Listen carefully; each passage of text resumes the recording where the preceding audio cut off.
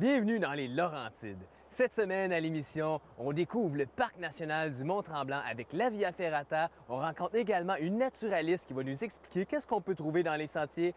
Et naturellement, quand on parle des Laurentides, on ne peut passer à côté de la splendide Rivière-Rouge. L'été dernier, j'ai eu la chance d'explorer le territoire québécois, de la région des Outaouais jusqu'aux îles de la Madeleine, en passant par la Gaspésie, Saguenay et Charlevoix, à la rencontre des gens, de la diversité naturelle et des activités plein air, une aventure pour vous faire découvrir le Québec, naturellement, sur les grands sentiers.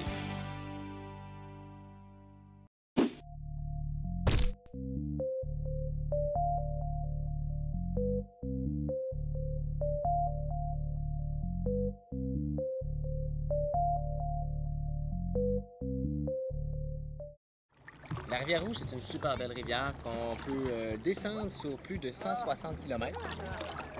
Une des particularités de cette rivière-là, c'est qu'elle est rouge. Effectivement, elle est rouge à cause de l'oxyde de fer. Donc l'oxyde de fer dans l'eau, ça donne la couleur rouille un peu qu'on peut retrouver un peu partout lorsque du fer est oxydé. Une super belle rivière où il y a des belles plages un peu partout. Suivez-moi, je vais vous montrer ça.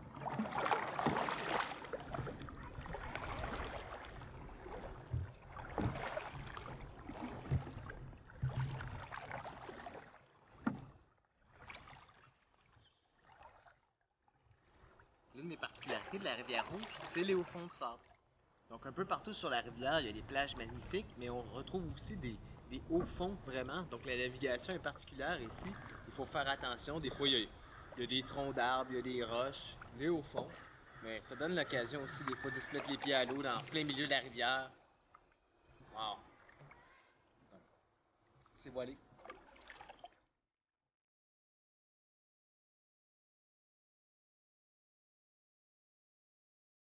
Le début de l'aventure commence au centre du village de La Belle, situé à seulement 15 minutes au nord de Tremblant. C'est au bistrot-restaurant Kayak Café, sur la rive de la Rivière-Rouge, qu'on casse la croûte avant notre départ. À votre retour, offrez-vous un apéritif sur la terrasse ou encore un excellent repas au Kayak Café. Alors ici, les gens ils peuvent naturellement choisir leur forfait. Qu'est-ce que vous leur proposez à l'itinéraire? Bien, premièrement, on a plusieurs parcours. On a du 9,5 km, on a du 12 km, 23 et 27 km. Puis bien, en termes de temps, de durée... En termes de temps, ça parle, écoute, pour un 9,5, on parle de 2 heures. Pour un 12 km, 2h45, 23, 5 heures, 6 heures et 7 heures à peu près pour le 27.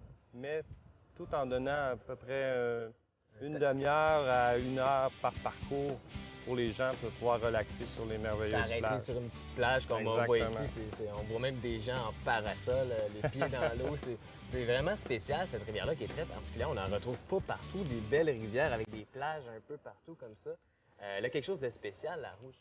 C'est bien entendu, la Rouge, c'est un plan d'eau intéressant justement parce que plusieurs plages sablonneuses, pas beaucoup de roches, et surtout sur cette parcelle-là que nous, on utilise, qui est à peu près de 37 km le maximum qu'on pourrait faire sans avoir de rapide et en ayant plusieurs plages pour pouvoir se reposer. Donc c'est intéressant, les gens peuvent venir ici, se laisser aller au fil de l'eau, profiter pleinement des Laurentides. C'est un endroit incroyable. Donc. Exact. Écoute, on est à 1h45 de Montréal. On est à peu près à 15 minutes de Tremblant. Donc, c'est une belle activité familiale. On a des forfaits pour la famille aussi en canot. Donc, ça, c'est intéressant. Souvent, on pense que les activités nautiques, faut être un expert, il faut connaître ça, le canot, le kayak. Mais non, dans le fond, c'est quelque chose de tout simple. On embarque dans les canots. Puis, c'est pas une rivière très profonde non plus, qui est assez sécuritaire dans cette section-ci. Donc, exact. Puis, tu sais, écoute, il faut démystifier un peu ce qu'est le kayak. Les gens, on parle de kayak. Des fois, ils voient le kayak d'eau vive dans des chutes comme ça. Mais on parle de kayak récréatif. Donc, ouvert à toutes les familles. C'est très, très sécuritaire. Donc, c'est familial, c'est abordable, puis tout le monde en profite. Oui, bien sûr.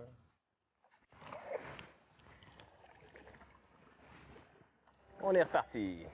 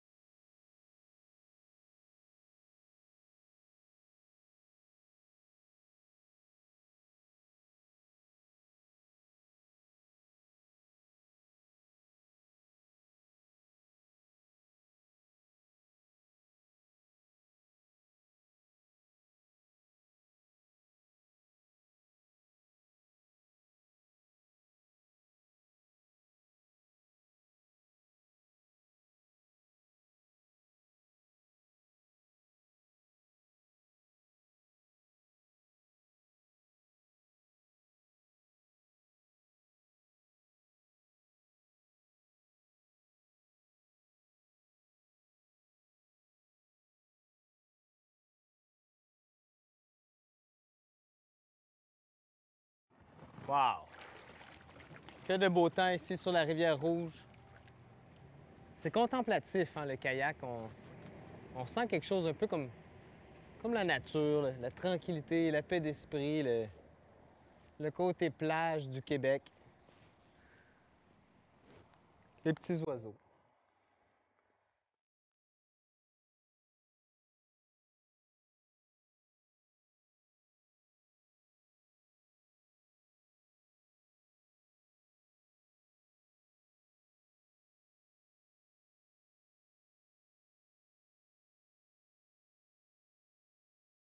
On dit souvent que l'eau douce, ça rend la peau douce. Eh bien, il n'y a pas juste ça.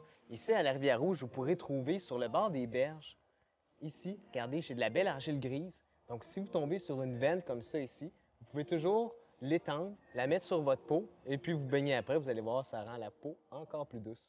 Alors, mesdames, la Rivière-Rouge est là pour vous.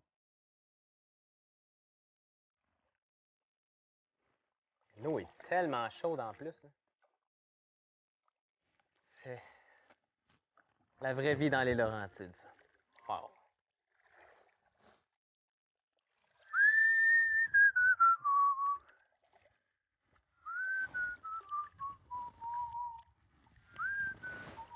On vient d'arriver ici au kilomètre 4. Comme vous le voyez, on a des bouées comme ça, avec le chiffre 4 dessus. Ça nous indique qu'on est rendu au premier tronçon de notre randonnée. Alors, 4 km, il nous en reste encore quelques-uns. On va en profiter.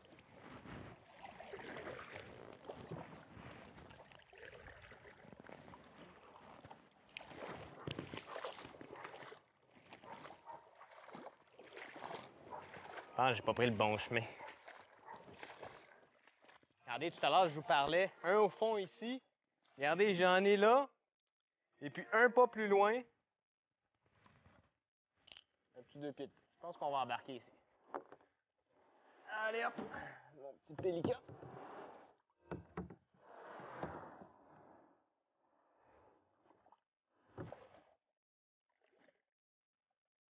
Partons, la rivière est belle.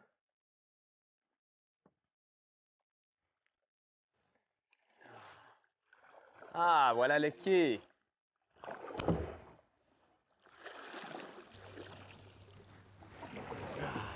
C'était beau, la rivière Rouge, hein? Eh bien, on poursuit l'aventure, on s'en va au Mont-Tremblant. La Via Ferrata nous attend. Lors de son séjour dans les Laurentides, l'équipe des Grands Sentiers a été hébergée au Windham Cap Tremblant. Le Windham est situé au sommet d'une petite montagne juste à côté du vieux village de Tremblant, à quelques minutes du célèbre Mont Tremblant, ainsi que de plusieurs golfs, cours d'eau, lacs et sentiers de marche.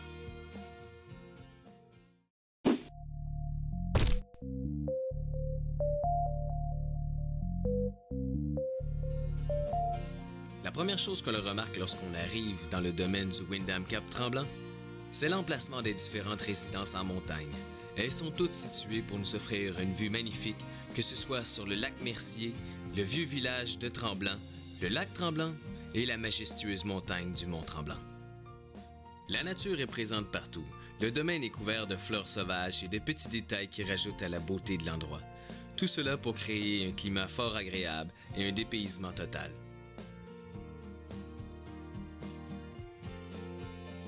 Le Windham Cap Tremblant vous propose des résidences en montagne comprenant de 1 à 5 chambres à coucher.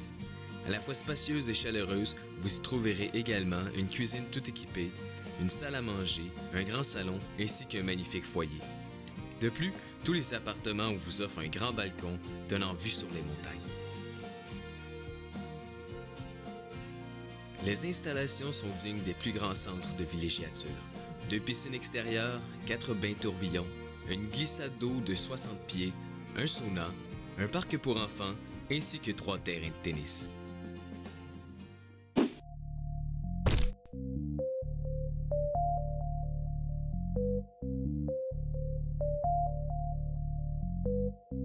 On est présentement dans le sentier de la Chute-Croche. On s'en va rencontrer Marie-Ève, qui est une interprète naturaliste ici au parc. Bonjour Marie-Ève. Bonjour Charles. Tu viens de faire une belle découverte? Oui, j'ai découvert un petit champignon ici, bien caché sous le feuillage. Ce ne sera pas la première découverte qu'on va faire ici. Hein. Je pense qu'il y a des belles choses à découvrir. Oui, absolument, il y a des belles choses à découvrir. D'ailleurs, tout près d'ici, il y a une plante qui est très rare, qui s'appelle l'épervière de Robinson. Qui est une fleur, en fait, je pense que c'est ça. Exactement, c'est une belle fleur jaune, puis on va espérer qu'elle soit en fleur aujourd'hui. Excellent. Bien, je te suis. Parfait. Souvent, les gens, ils veulent apprendre sur les plantes, mais ils ne savent pas trop par où commencer. J'imagine qu'il doit y avoir des trucs à savoir pour démystifier le monde des plantes. Oui, absolument. Il y a des bons petits guides d'identification qui sont disponibles, qui sont à la portée de tous. Et puis, il y a toutes les activités de découverte aussi offertes dans les parcs qui permettent aux gens d'en connaître plus sur les plantes parce qu'en fait, notre travail, c'est de rendre l'information accessible. Oh, wow! La randonnée, c'est pas juste une activité de marche, c'est aussi une activité de découverte. Lorsque je me promène en forêt, je vois souvent des randonneurs avec des bons souliers, des vêtements appropriés, de l'eau, mais rarement avec des guides d'interprétation de la faune et de la flore. J'ai une petite question pour vous. Savez-vous faire la différence entre un sapin et une épinette? Ça paraît simple comme ça, mais peu de gens sont capables de la faire. Alors, Charles, ici, on voit l'épervière de Robinson, qui est une espèce qui est très rare. Et en fait, on a découvert que ce n'était pas une espèce d'épervière comme les autres, de par sa feuille et les petites taches noires foncées qu'on retrouve dessus. Donc, la feuille est dentelée et la fleur est jaune. OK. Là, on le voit, là, elle est à la veille de fleurir. Dans le fond, le bouton de fleur va s'ouvrir, j'imagine, d'ici quelques jours. Oui, d'ici quelques jours, le bouton devrait ouvrir. Ça va faire une belle fleur jaune. D'ailleurs, c'est très joli comme ça sur les roches. C'est un milieu qui est en fait très fragile ici, donc il faut faire attention pour ne pas l'écraser parce qu'on la retrouve seulement ici, dans le parc du Mont-Tremblant. Et puis ça, c'est quelque chose d'important à mentionner aussi parce que souvent, on se promène en forêt, on ne sait jamais sur quelle petite merveille qu'on peut tomber, mais d'être très minutieux, de faire attention dans les sentiers, de ne pas piétiner les fleurs ou les feuilles. On ne sait jamais sur quoi on peut tomber. Des fois, il y a des espèces rares ou des espèces menacées. Donc, avis à tous, soyez toujours attentifs en forêt et regardez où ce que vous marchez. Avec ses 1510 km², le Parc national du Mont-Tremblant est le plus grand du Québec. On y retrouve plus de 400 lacs, près de 160 km de sentiers, de débutants à experts. On peut également profiter d'un réseau de refuges pour la longue randonnée. On voit ici comme une espèce de tapis de verdure. Il y a de la diversité. C'est quoi au juste, toutes ces plantes-là? Bien, en fait, on retrouve beaucoup de sphaignes et puis des types de lichens. Donc, le lichen qu'on voit ici, savais-tu que c'est une association entre un champignon et une algue? C'est intéressant, ça. C'est-tu à cause qu'ils boivent de l'eau et respirent de l'air, quelque chose comme ça? Ou? Bien, le champignon va aider l'algue à aller chercher l'eau grâce à son mycélium sur la roche. Et puis l'algue, elle, va produire la photosynthèse. Donc, on appelle ça une association de deux espèces, une symbiose. Donc, si tu regardes plus haut, Charles, on voit une fougère. Ça, c'est une fougère particulière qui pousse sur les roches. On l'appelle aussi tripe de roche ou polypode de Virginie. Donc, c'est une fougère qui va aller s'installer sur la roche. Puis, contrairement aux autres fougères, elle n'a pas besoin d'autant d'humidité pour pousser. Donc, c'est adapté à des milieux plus rocheux, comme par exemple les falaises. D'ailleurs, il y en a sur la Via Ferrata. Il y a au-dessus d'une centaine de familles de plantes. Quand on commence à s'intéresser à ça, on se rend compte que... On n'a jamais fini d'explorer, hein? Non, c'est ça, il y en a beaucoup à apprendre. Ah, ben on arrive à la chute. Hein? Oui, la chute du diable.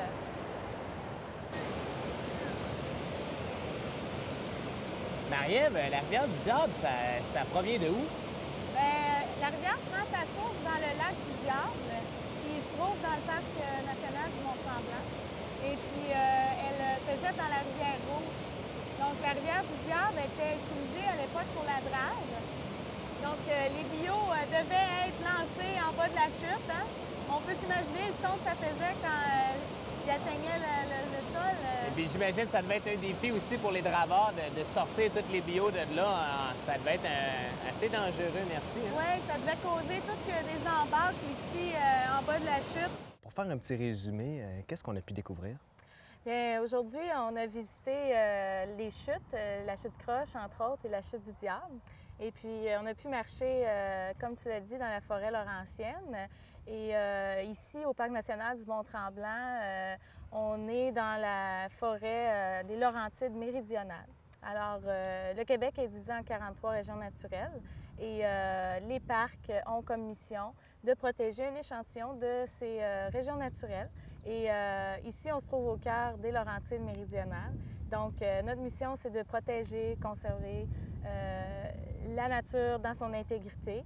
Et puis, grâce à des activités éducatives et des activités de plein air, bien, c'est de faire profiter du parc aussi aux gens, des activités qu'il y a à faire qui sont très respectueuses de la nature. En termes de nature, j'imagine qu'ici, il doit y avoir une spécificité au niveau de la végétation. Qu'est-ce qu'on recherche plus à protéger? Bien, la forêt principale ici, c'est l'érablière à bouleau jaune. Donc, l'érable à sucre est la première espèce arboricole en importance et le bouleau jaune la deuxième.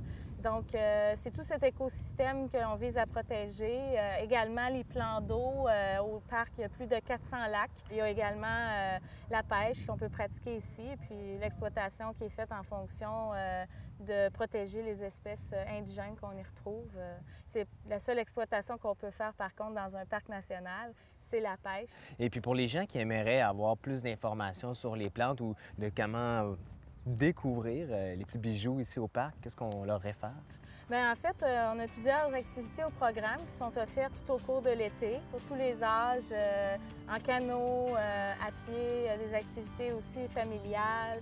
Donc, il y a vraiment une grande diversité d'activités ici offertes au parc. Et puis, tout ça dans le but de vulgariser la nature qu'on retrouve dans nos Laurentides et entre autres dans le Parc national du Mont-Tremblant.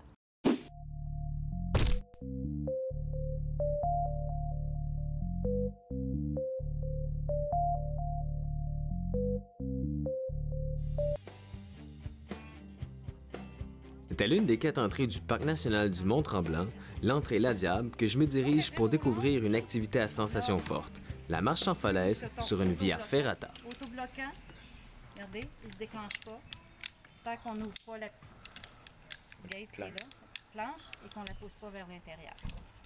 Ce qui est important, c'est de ne pas mettre ses doigts à l'intérieur du mousqueton, parce que c'est un câble en acier et que vous allez vous attacher à peu près 2000 fois, ça veut dire 2000 frottages sur vos jointures. Ça devient très irritant à la longue. Alors, on est prêt? Pour ce qui est du restant, on va se l'expliquer un petit peu plus loin. On va faire ça en action.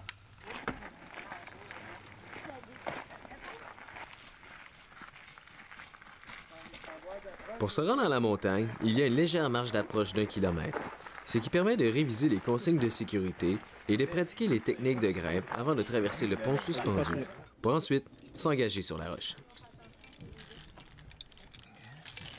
On a des belles sensations ici à la Via Ferrata. Il y a une belle esprit de groupe aussi. Vous pouvez venir en groupe, vous amuser entre amis, en famille. L'expérience est vraiment sensationnelle. Ça a l'air plus épeurant que ce l'est en vérité parce que c'est très, très bien sécurisé. On a des bons harnais, des bons équipements de sécurité. Vraiment, ça nous met en confiance. Regardez-moi ça, cette vue-là. On touche pas à la ligne de vie, mesdames! C'est vraiment sensationnel, hein? C'est très bien organisé.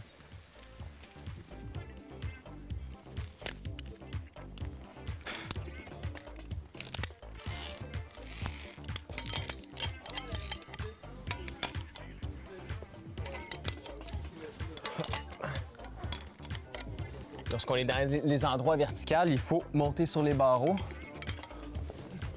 On a une superbe fissure ici, c'est incroyable. La roche est vraiment très solide.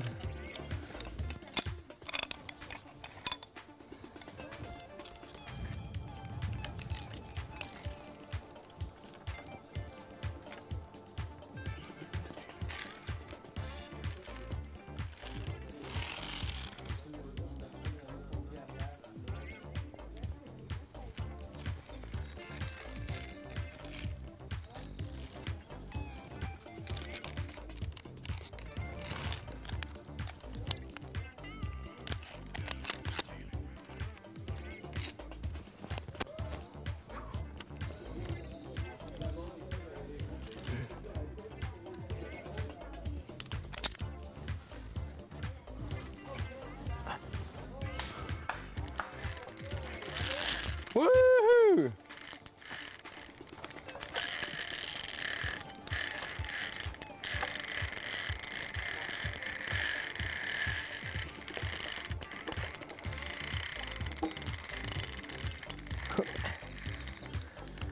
Ouf. Ah, c'est grandiose ici, là. C'est des sensations fortes, là, comme on les aime, là, tu sais. Pas trop dangereux, mais juste assez pour nous donner la sensation qu'on aime. Comme son nom l'indique, Via Ferrata provient de l'italien et signifie le chemin ferré. On retrouve sur le parcours des ponts suspendus, des poutres, des ponts de singes, des passerelles et naturellement tout un système de sécurité. Ligne de vie, je tiens à toi. La Via Ferrata est une activité accessible à toute personne en forme. Les niveaux de difficulté vont de débutant à avancé, sans toutefois avoir besoin d'être un expert. La principale épreuve dans la Via Ferrata, c'est de se familiariser avec la notion des hauteurs. Que vous soyez à 5 mètres ou à 50 mètres d'altitude, c'est le même défi technique. Les seules différences sont les sensations et les vues spectaculaires qui s'offrent à vous.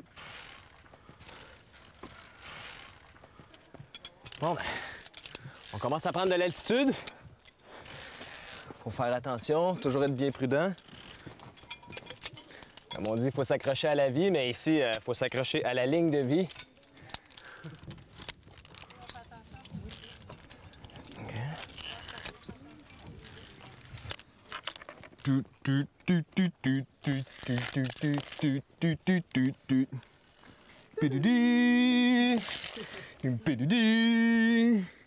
Je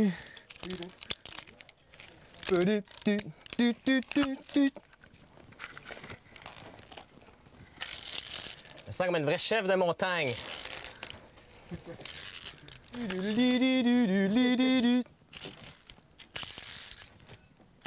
me sens comme Tintin au Tibet, là. Première épreuve de passé, Capitaine Haddock. C'est très bien fait, en tout cas. Des petits points de vue un peu verticales, là.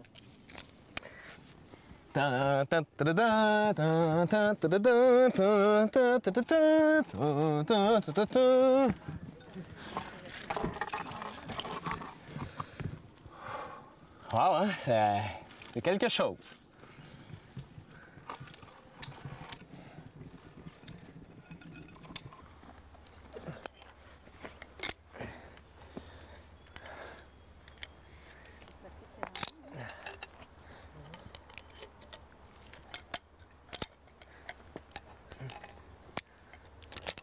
Ah, ça ressemble à un sommet, ça.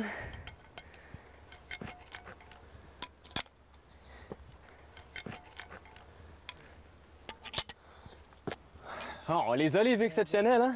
Mais ça, Wow! ici, là, c'est de loin une des plus belles vues du parc.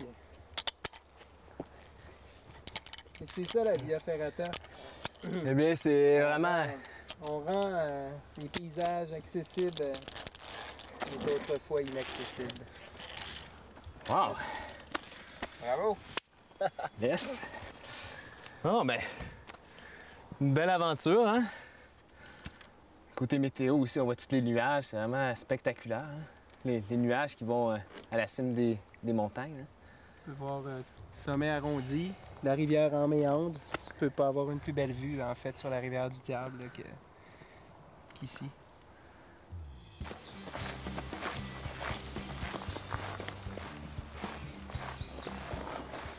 Les Laurentides, là, c'est tellement magnifique. Comme vous voyez derrière moi, là, des paysages à couper le souffle, des nénuphars, des forêts mixtes. Il y a toujours une petite fleur ou un petit détail dans le paysage pour te rappeler que les Laurentides, là, c'est vraiment une des plus belles régions du Québec.